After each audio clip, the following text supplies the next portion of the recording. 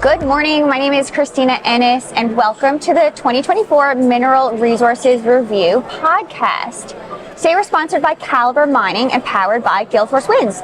And I have the distinct pleasure of being joined at the moment by Craig Pollett of Pollett Strategies. Welcome, Craig. Thank you very much, Christina. Lovely to be here. Excellent. So to kick us off here, can you tell us a little bit about yourself and your background maybe? Yeah, sure. So I've spent between 25 and 30 years in either economic development or most people would know me from municipalities Newfoundland, Labrador. I was the CEO of MNL, which was my dream job. I say to people all the time, if I ever have grandkids, a little wink to my kids there, and they say, well, Granddad, what did you do? I'll say, I was CEO of MNL. That was my dream job.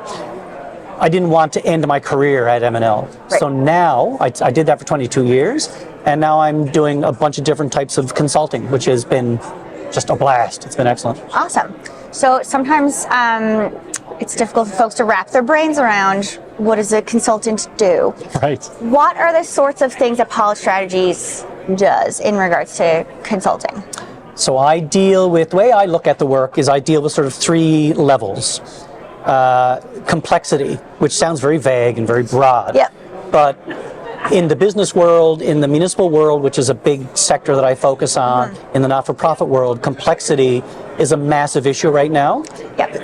I think everybody, whether you're in business or in the not-for-profit world or whatever, you can understand the idea that things are getting more complicated, more complex. The political environment is more complex, the business environment is more complex, the regulatory environment. So I deal with complexity. So I help businesses or municipalities or governments sort of disentangle complex issues. And that's kind of my first pitch to people, that I do have a capacity to take very complex situations, break them into component parts, and figure out the best way to address those component parts, and bring you as close to clarity as I possibly can. That can apply to a whole bunch of different things. Below that, I have sort of a specialization in governance. So I worked for a long time with municipalities. I know a lot about how governance is supposed to work, both within the municipal sector and at the other orders of government as well. So I have a good idea of how to do it well and how not to do it well. So I do a lot of training and I do a lot of workshopping with municipal leaders and others, not-for-profits as well, who are trying to nail down the right governance processes to get their work done. And then lastly, we do a lot of work in delivery. So if you have a strat plan, but it's not quite hitting its stride, we can help with that and figure out why. If you need a corporate plan done to implement your strategic plan, we can help design that for you. So that's sort of the three levels of work, I guess, from like the most vague down to the most specific. And then I do that through what I call three channels. I have my own firm, Pollett Strategy, which is sort of my the funky little projects company, the skunk works, like projects that don't neatly fit somewhere else. I do them through Pollett Strategy. A lot of policy stuff, sometimes government relations stuff that doesn't neatly fit somewhere else.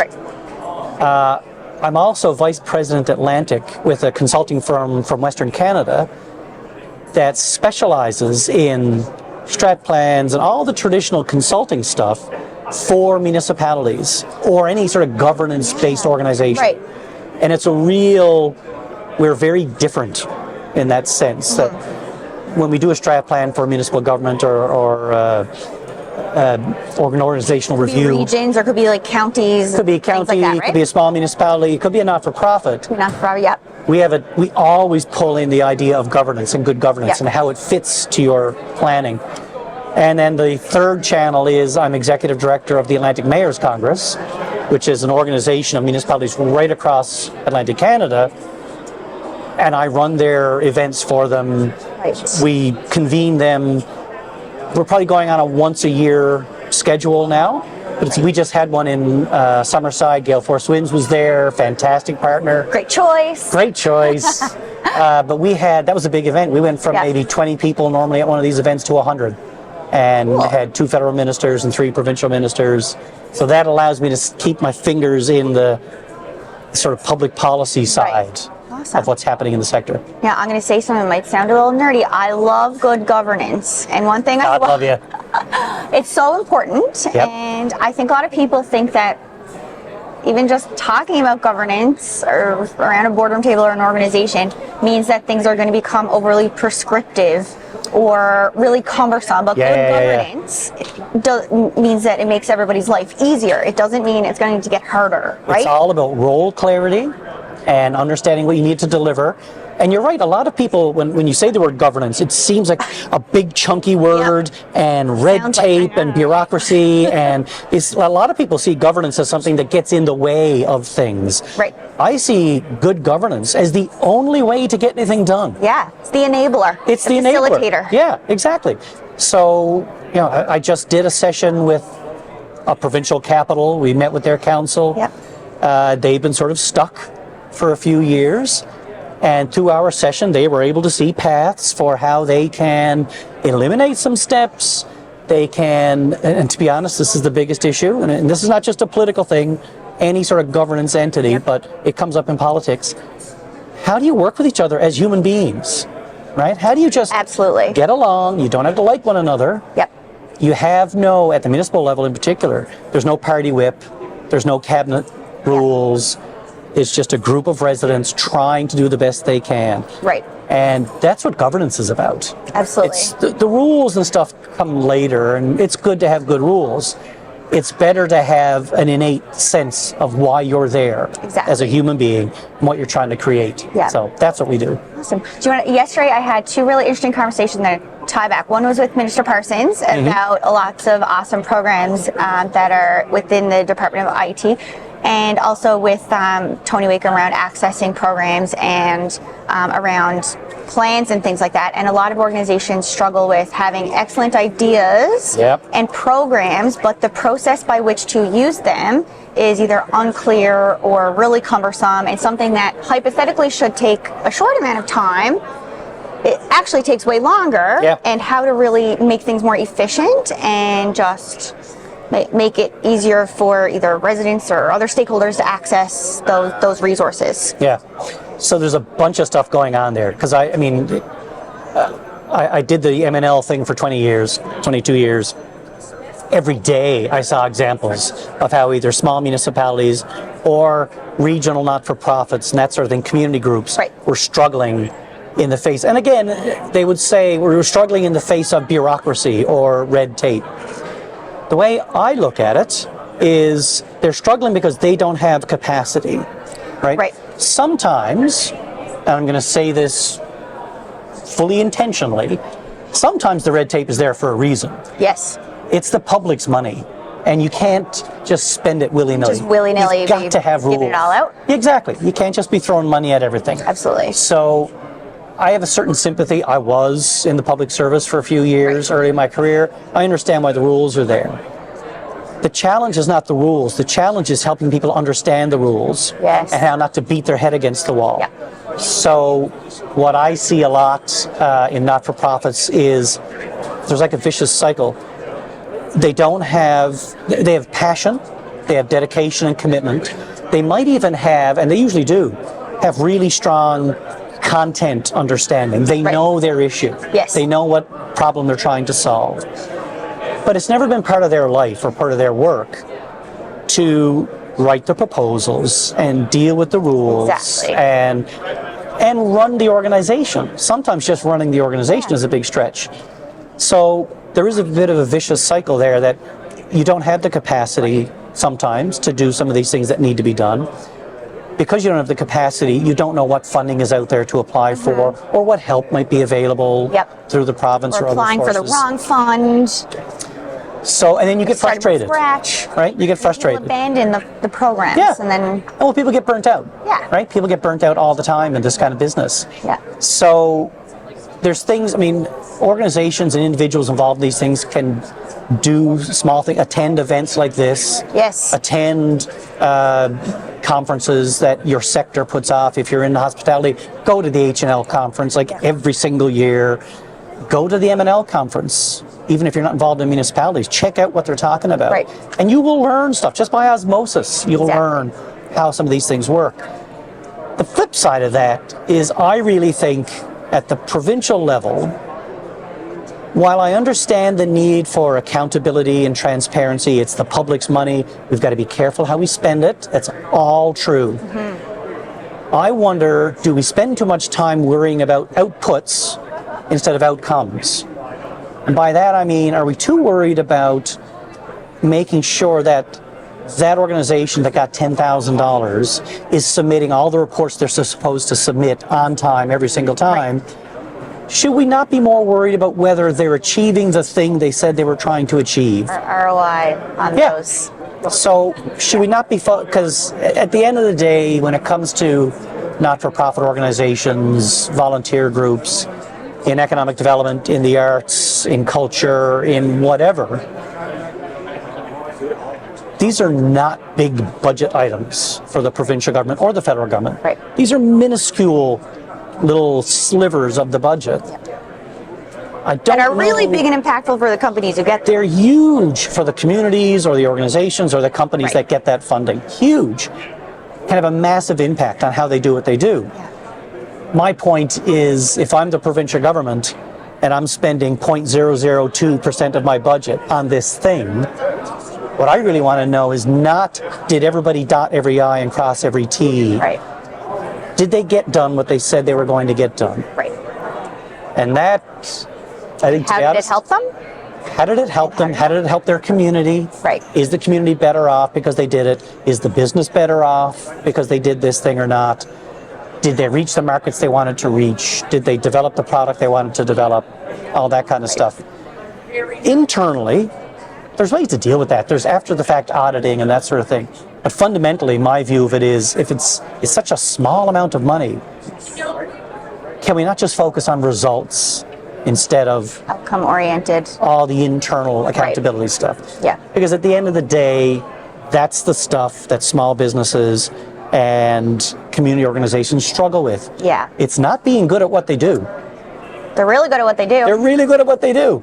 And they will show you results if you don't clog their pipeline with all this intermediate stuff. Right.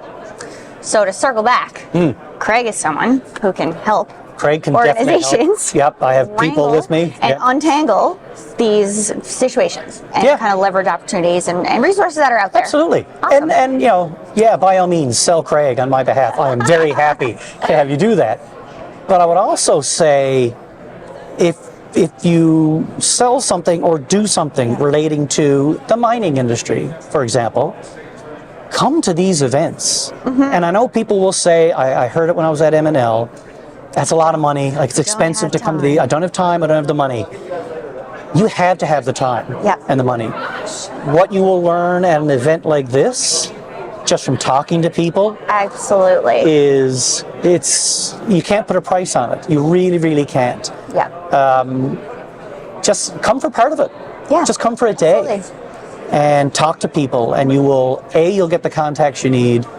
B, you will learn things about the sector or even about your own business that you never would have known.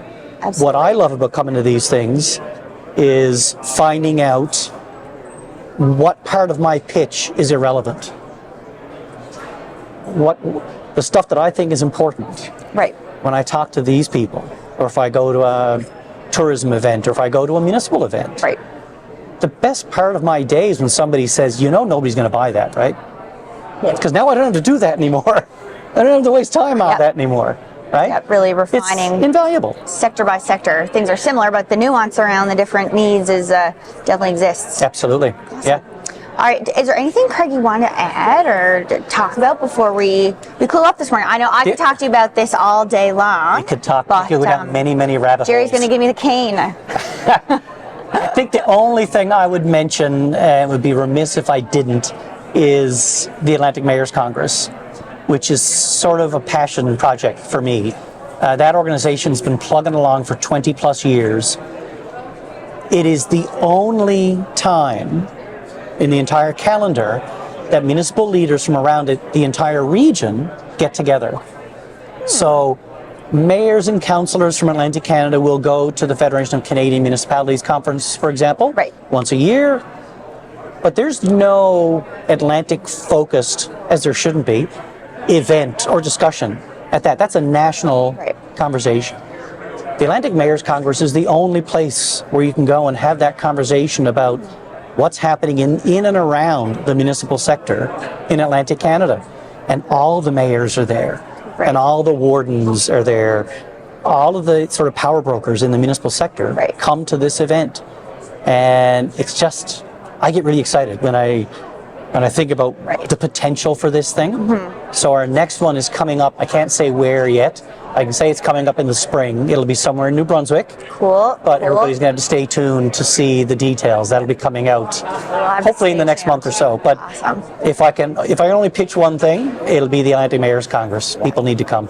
And one thing about the mining sector I know for sure is there's lots of things happening in rural areas, and there's people from a ton of people from municipalities here this week because we're overlapping with the MNL conference, but there's a lot of collaboration going on and discussions with municipalities like Bayvert, like Buckins, like Gander. The Chambers of Commerce are engaged, so the collaborations and partnerships are really invaluable, especially in the mining sector. Listen, if it boils down to one thing, mines and municipalities are interested in land.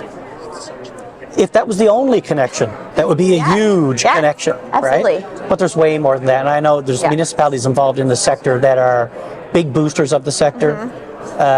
They're moving along with the sector as it develops. And that's an important piece. Like having the local representatives engaged in your work is incredibly important. So. Perfect. Well, Craig, thank you for joining me. This is for you. It's a gift from Caliber Valentine Gold Mine. Looks like a camping mug. Mason from Caliber told me that it is he calls this a prospector's mug. It's tin. It's cute. It's lovely. Very cool. That's for you. Love it. Thanks so much. If folks are interested in any of the stuff that Craig and I have talked about, and you need some untangling and wrangling and good governance and stuff like that, feel free to reach out. And thanks, folks, for staying tuned. And we will have more from the Mineral Resources Review. I can run back to the office.